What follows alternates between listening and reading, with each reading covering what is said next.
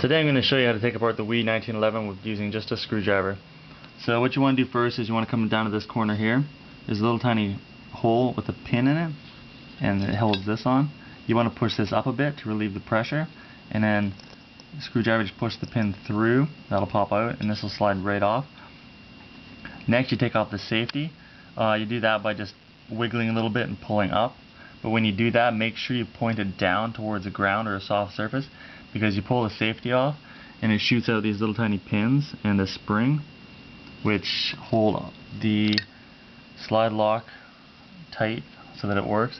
So don't make sure you don't lose these. Once the safety's off, you can pull the grip safety out. It just slides right out, and it will be left looking like this, but with the hammer in, of course. And the next piece you want to take off is this little tiny thing, and that comes off with just two little horseshoe clips in from behind. You want to come in from behind here, and they basically pull up. You'll see it's really simple. It's kind of a pain in the ass though. And then this comes off with just a single screw. Take the upper, not the lower, and be careful when you pull it off, because there is a little tiny spring and the valve knocker in behind it, and I didn't know this the first time it came off, so they flew off, and it took me quite a while to figure out how to put it back together. So to put it back together, if it does come off, it only goes in one way. The valve knocker goes down like that with the slotted side up. There's a little groove right here, and the valve knocker has a pin in it, so that when it's in there, it'll slide back and forth like that. And this is up. And then the spring has one side that's bent up and one side that just has a little crimp in it.